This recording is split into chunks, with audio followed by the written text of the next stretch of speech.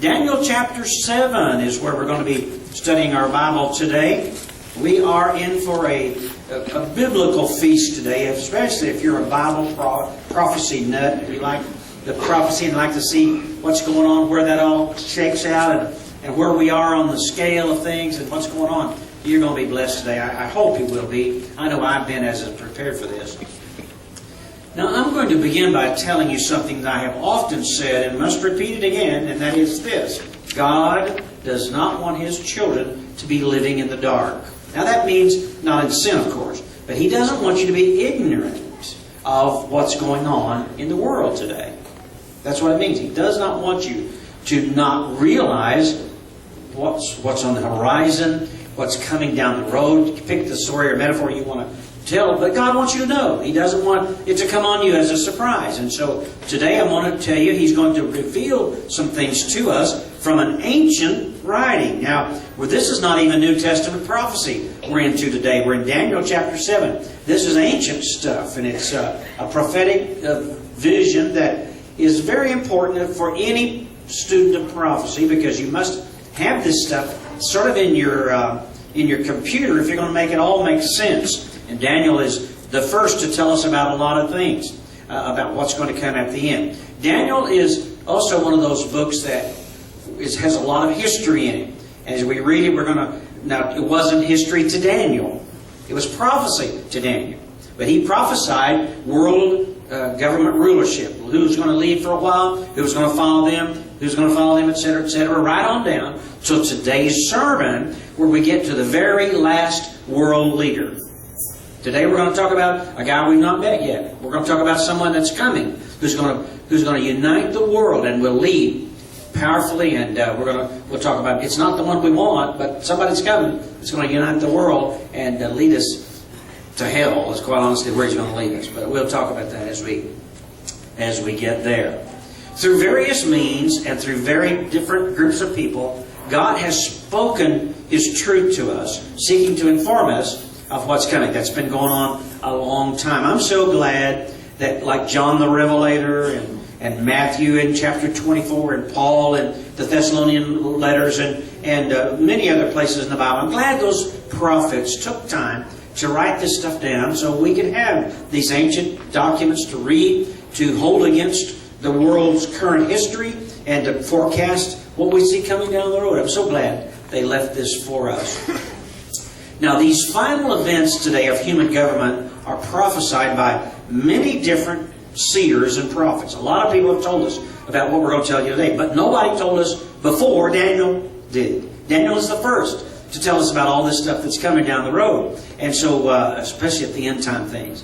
Daniel chapter 7 is where we are today, and we're going to talk about the rise and fall of the rise and the rule of the world's final ruler, the persecution of God's holy people, and the return of Jesus Christ. Those are the things we're going to look at today. Well, let me just do a little housekeeping here as we begin to go into Daniel chapter 7. Daniel did not write his story in a chronological order. If you'll remember, last Thursday night, we talked about Belshazzar, and we talked about the handwriting on the wall. If it wasn't Thursday night, it was last Sunday. Forgive me, these all kind of run together. And we talked about Belshazzar and the handwriting on the wall. And so that was the story, the last day of Belshazzar's life. We're going to go back now 2 years prior to that day when Belshazzar saw the handwriting on the wall. We're going to go back in Belshazzar's life to the beginning of the very first year of his rule, when we were in chapter 7. That's the chronology of time.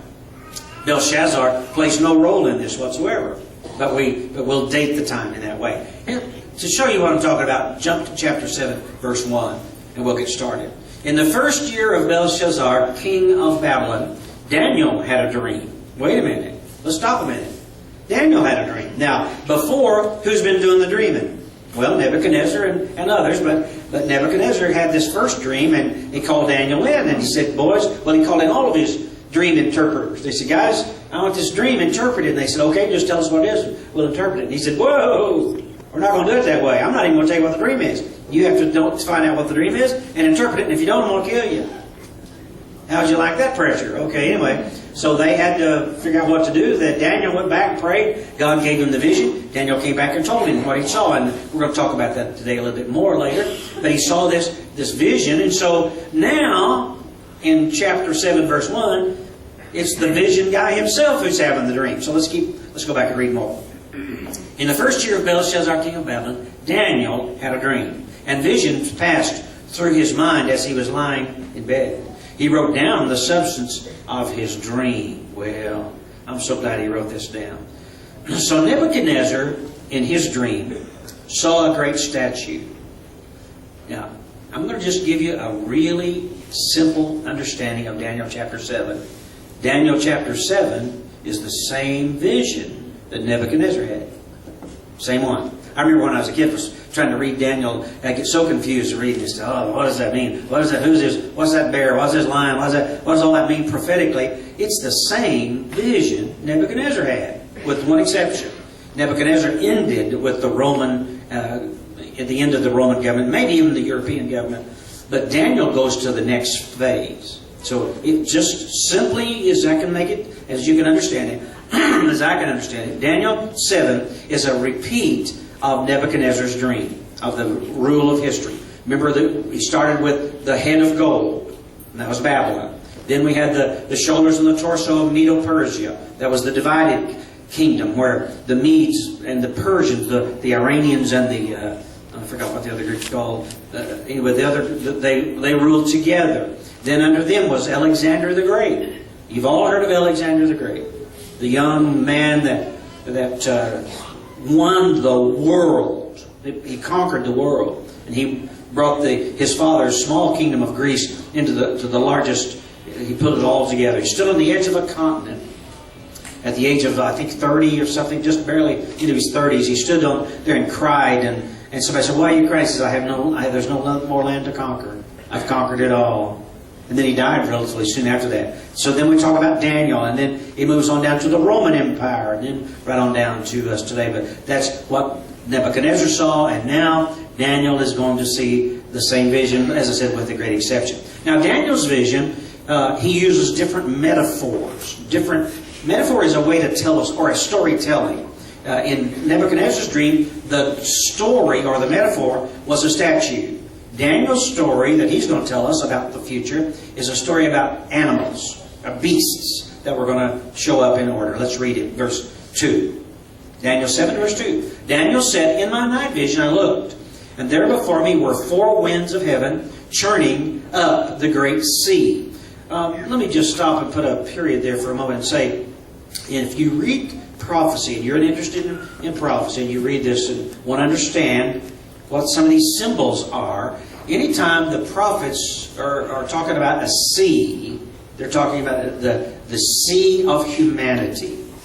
All right, rising up out of the people, right out of the sea of human beings comes up this one thing. Okay, let's read now, and we'll go back and put it all together.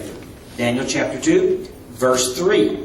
Out of this churning great sea, 4 great beasts, each different from the other, came up out of the sea. So, out of the masses of humanity on the planet, we're going to see 4 beasts, animals, critters, come up out of humanity, and they're going to represent different things. And I've already told you, it's the same order that Nebuchadnezzar's dream had. Babylon, Medo-Persia, Greece, Rome, and then today to us. It's that same order. The beasts are going to follow that. So that'll kind of give you an understanding. As I said earlier, it's confused me as a young person to read Daniel. I thought, I don't get this. What does all this mean? Until it dawned on me, and as I read other commentators, and I realized it's the same vision, only different animals representing it. Now, let's go to verse 4 and begin to dig into this. There's some things that God may want to show us. Verse 4. The first was like a lion, and it had wings of an eagle. I watched until its wings were torn off, and it was lifted from the ground so that it stood on its 2 feet like a human being. And the mind of a human was given to it. Boy, if you didn't know what was going on, that would really be confusing. Okay, let me help you with it. Do you remember Nebuchadnezzar? Well, yeah, this is Nebuchadnezzar who we're talking about here. And he was a great ruler. His rule was like a lion. What is lion? A lion is the king of the jungle. So he's a king of the jungle. He was the ultimate king.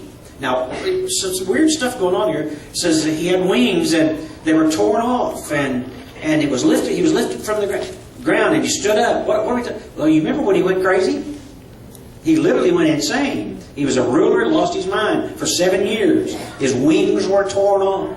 He couldn't fly. He went to the ground. He ate grass like an animal. His fingernails grew out long, and his hair grew long and unkempt. He became like an animal. That's exactly what that's describing. And then later, God took him and stood him up on his 2 feet and gave him the mind of a human being. Restored his mind to rationality. And when he did, after what he'd been through, what Nebuchadnezzar do? He praised the King of Heaven. He accepted that Daniel's God was God. He became a believer. He became one of us. Come on, you'll get it. Stay away. Thank you, dog. Appreciate it. Now, see, even dogs understand good preaching. That's right. He's talking to you. I don't want to read that, Larry, but it's true. Now let's go on. Let's keep reading verse 5. And there before me was a second beast, okay, another critter, which looked like a bear. It was raised up on one of its sides. It had 3 ribs in its mouth between its teeth. It was told, get up and eat your fill of flesh. All right, what are we talking about here? Well, that's the Medo-Persian government. We had Nebuchadnezzar, Babylon, now the Medo-Persians. And it describes them. The bear is a powerful and strong animal. So was the Medo-Persian government.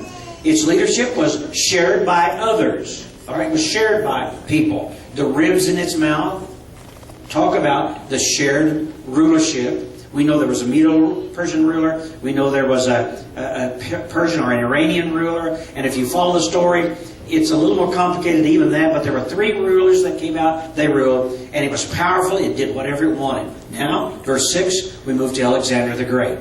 Verse 6, after that I looked, and there before me was another beast, one that looked like a leopard. And on its back it had 4 wings like those of a bird. This beast had 4 heads, and it was given authority to rule. All right. They say that when Alexander the Great, his army attacked, they moved swiftly. They would just fly from place to place. In other words, they had, like, some armies are pedantic and they're slow to move, and they're warned by the supply lines that they have to keep. Well, Alexander the Great's army was on horses. They were mobile. They were fast. They had, he was such a brilliant man. He would preposition supplies, etc. And so when they struck, it was like a leopard, moving and quickly. It describes him perfectly. It had 4 wings, 4 generals. If you study that story, he had 4 generals that succeeded him, and they divided up his land. It's so simple. If you kind of pull this all together, you see that's talking about Alexander the Great. Now, let's go to Rome. Verse 7, chapter 7, verse 7, if you please. After that, in my vision at night I looked, and there before me was a 4th beast, terrifying and very powerful. It had iron teeth. It crushed and devoured its victims and trampled underfoot whatever was left. It was different from all the former beasts, and it had 10 horns. Oh my gosh, what a deal. What is this thing? Well, he doesn't tell us what it is. It's a beast. It's not a bear. It's not a leopard. It's not a lion. It's a beast. We don't know. It's some kind of an undescribable creature. And it doesn't have to be, because we're talking prophecy and symbolic stuff. So he says, here is this thing. What are we talking about here? Now, this nation that he's describing is the Roman government. This is Rome. Rome was one of the most powerful governments that's ever been on planet Earth. Do you realize that the Roman government lasted 500 years? Did you realize that? 500 years. We're 200 years old as a nation. Most nations last about 200 years, they tell us. But Rome was an exception. It lasted a long, long time. And how did Rome do what they did? Well, they did it by a term called, and this was like their government motto. America, I don't know what is our motto. I'm sorry I went down that road, but if there was a motto, the government for Rome would be Pax Romano. Now that means Roman peace. Roman peace. Do you know what Roman peace is? Sit down and be peaceful or we'll kill you. That's Roman peace. I mean, they put roads all over the world. They put their armies out, and trade was amazing. But there was no uprisings. You didn't make trouble. You run fast forward in your mind back to the story of Jesus. Do you remember his crucifixion? Why did they get upset? Why did Rome get so upset at what was going on in Jerusalem? They didn't care a thing about Jesus. They just didn't want trouble. Quieten it down. Don't make trouble, see? Because Rome wouldn't put up with any kind of trouble. The Pax Romana, the Roman peace, man, it would come down with an iron fist. So if you read this, so you get it. Verse 7, he said, and he saw this fourth one had iron teeth. He crushed it and devoured its victims, trampled underfoot. Well, in other words, this was one ominous, mean, powerful creature, and that's Rome. Well, let's keep going. Yeah, that's good, but it's going to, as we say at home, it's going to get gooder as we head on down into the future. Now, this horn, what in the world is this horn? All of a sudden, this beast that's describing Rome grows 10 horns. 10 horns. That's an odd-looking critter. I've been in cattle business most of my life. Never seen a 10-horn critter. Have you? No. There's no such thing. Anyway, so in this vision, something 10 with 10 horns comes up. Horns represent power, strength. Always when you read prophetic stuff, you read Bible symbolism, etc. Anytime that horn it talks about strength. When David went in and got hold of the horns of the altar, it was talking about the strength. So it's talking about power and strength. Okay, let's think about these 10 horns now that rise up as we read verse 8. While I was thinking about the horns, okay, let me just, before we go into this, I need to tell you who these horns are. These horns are European countries. Rome, Spain, Italy, Germany, France. There are 10 of them. Now, when you go to counting them, you're going to have problems.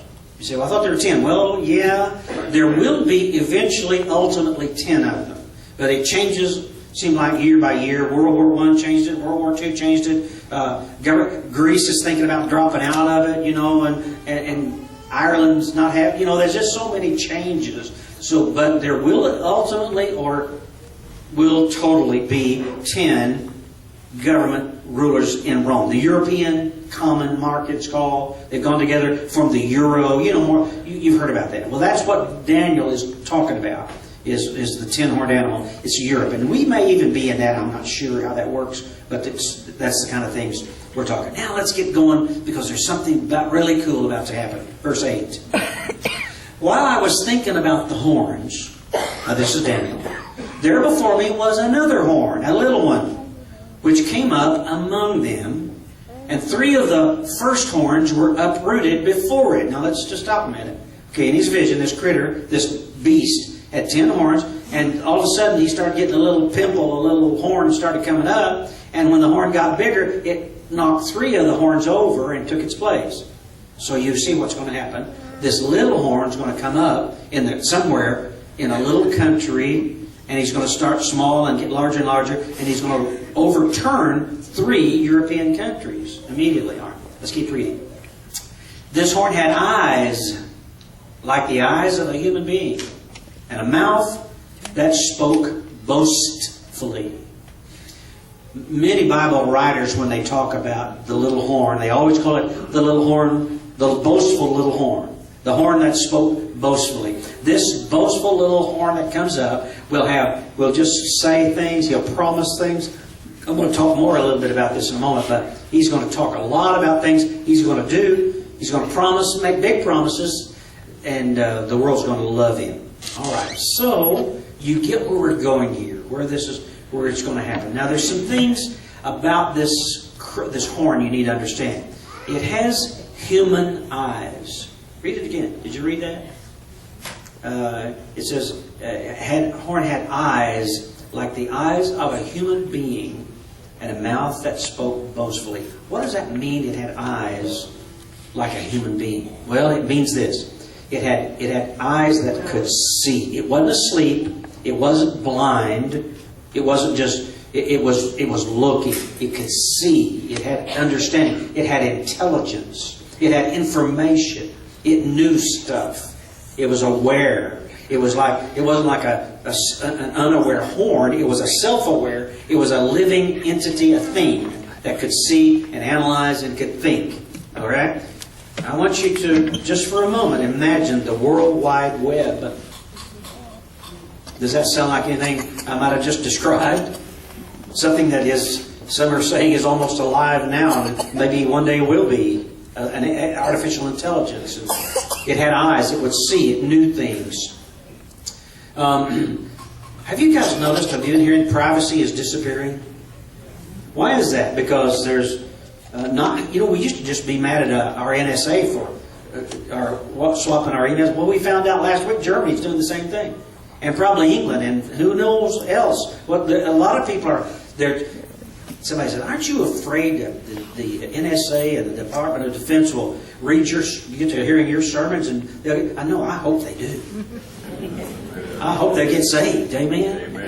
And know the Lord, and I hope they do. Oh, I'd love for the NSA and the Department of Defense to hear my sermons. Praise God. Not that I'm so great or the only one doing this, but I want them to hear the truth. I want them to hear what the Bible says about what's going on. But anyway, there's all kinds of things happening.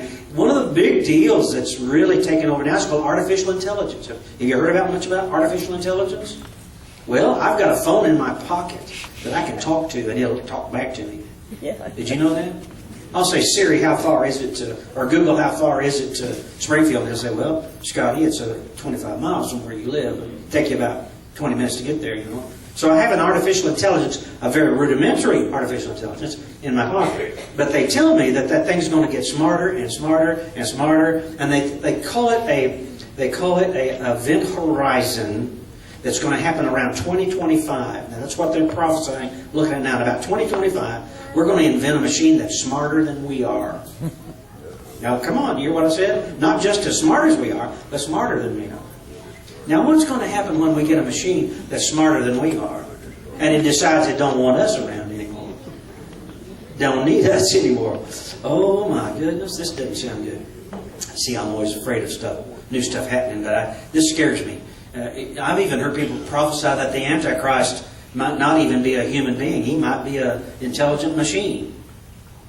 Do you know what one of the greatest computers in the world is in Brussels, Belgium? You know what it's been called for 20 years?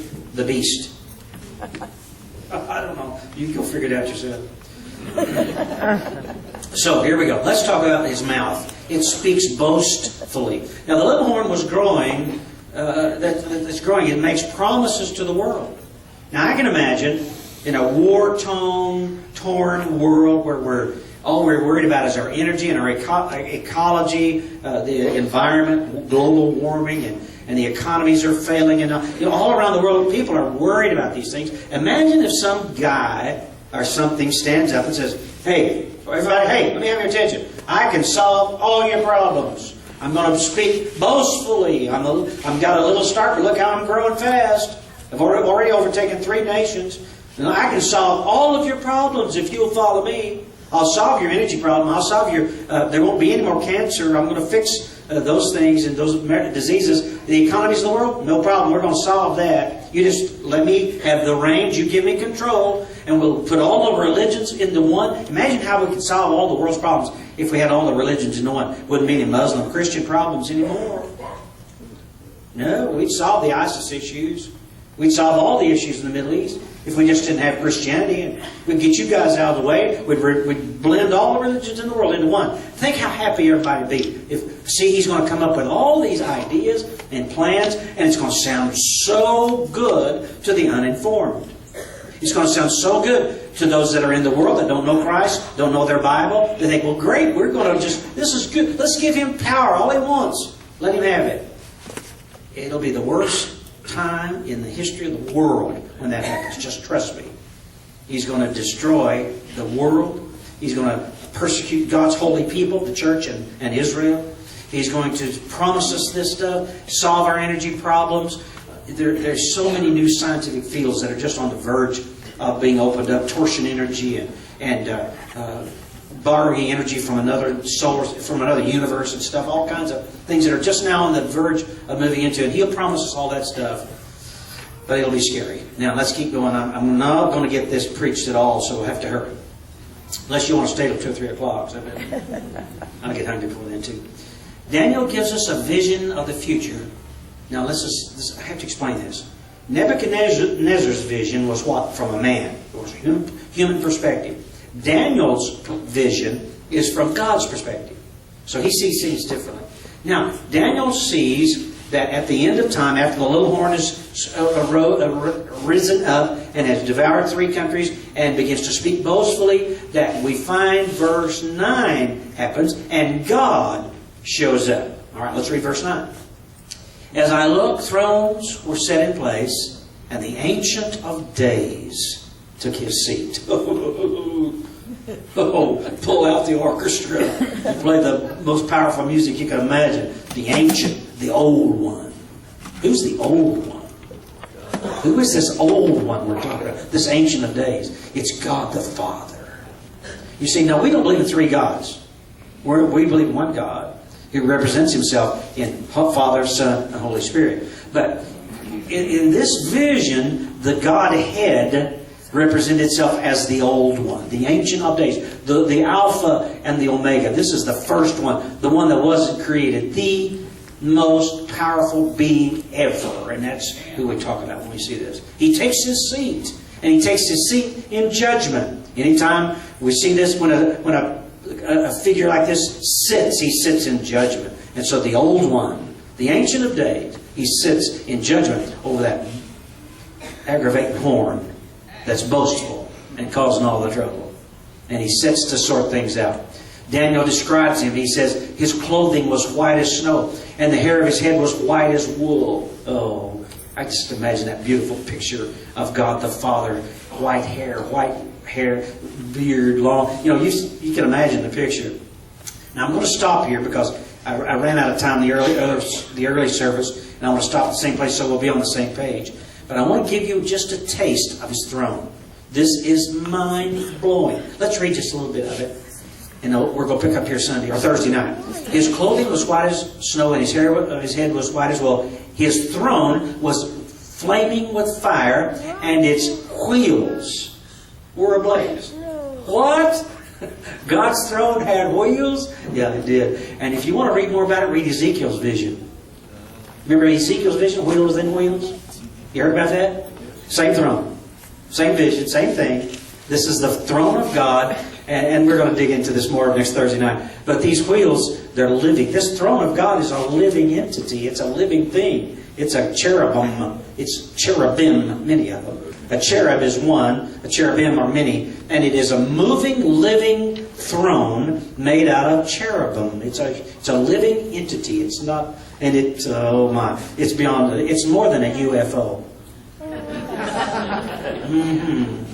Because it's identified. We know who it is. But that's, we're going to see it. I say that because a lot of folks think Ezekiel, oh, that wasn't anything but a UFO. That's all that. Well, it was unidentified for a lot of people. But those of us who know the Lord, know our Bible, it wasn't unidentified. We know it was God Himself. And so we're going to dig into that throne a little bit starting Thursday night. But here's where, let's end it, because I want to keep you all together, both services. But listen carefully to me. I want you to know that this world it's all in control. It may seem like it is out of control, but it's not. God's in control. This thing, the things I mentioned, the economy, the ecology, the governmental issues, the war, the religious things, it's in a mess. I'll be honest, it's a mess. You know that. But I want you to see God is going to come, and He's going to sit in judgment on it. Sadly, I think I see God sitting in judgment already on America. I think we're beginning to feel the judgment of God on this nation. We used to live under His blessing. It seems like now we've moved under the judgment of God. See, God cannot condone or smile upon some of the things we're doing. He has to judge it. I think it was Abraham Lincoln, if I'm not mistaken, said if God doesn't judge America, He'll have to apologize to Sodom and Gomorrah. And so we live in a difficult time under the judgment of God. But listen to me very carefully. God's children are always safe in the arms of Jesus. So no matter what's coming down the pike, just stay close to Jesus. Stay close to Jesus. Because that's the safest place to be. I'll say it one more time. Jesus' name means safety. Is the S-U-S is the susurrun. It means Jesus saves, Yahweh saves, safety. The only safe place in this universe is in the arms of Jesus. Do you know Him this morning? Are you born again? Are you still living a hard-headed life of rebellion? Well, there's only one of two ways to live. That way, hard-headed rebellion or salvation, trusting faith in the Lord. Where are you? Does it matter? It matters a great deal. It matters to you in this world, but especially in the world to come. Come to Jesus today.